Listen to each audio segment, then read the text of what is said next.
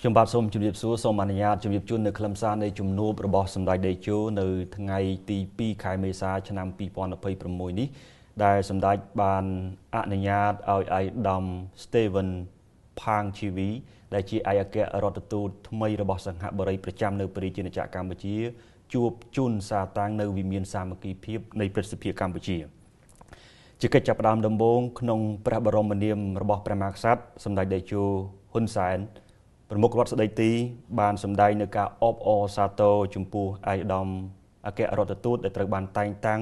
ជាឯកអគ្គរដ្ឋទូតថ្មីប្រចាំនៅប្រជាណាចក្រកម្ពុជាសម្ដេចតេជោបានចាត់ទុកនៃវត្តមាន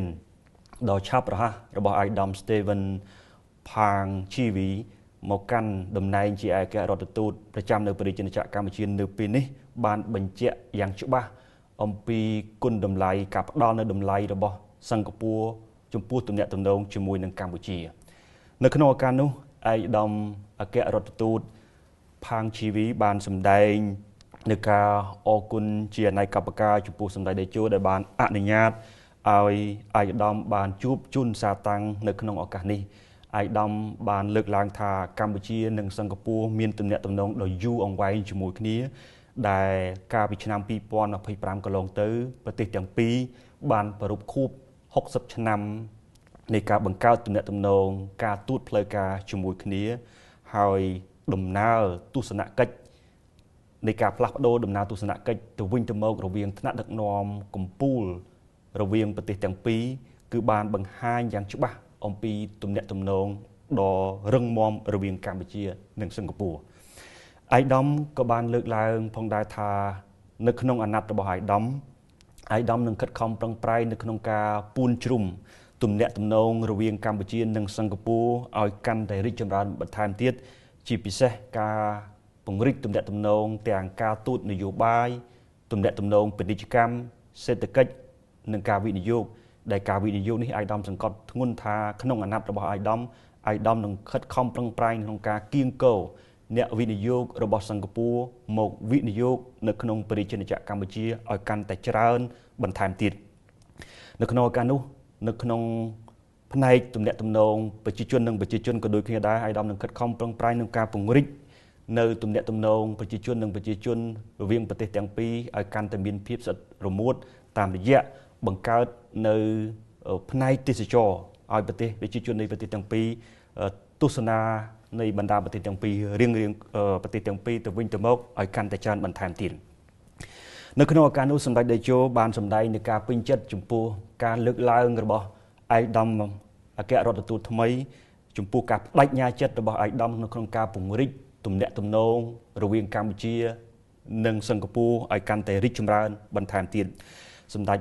ឯកភាពនឹងការលើកឡើងរបស់ឯកឧត្តមចំពោះការផ្លាស់ប្ដូរនៃទស្សនកិច្ច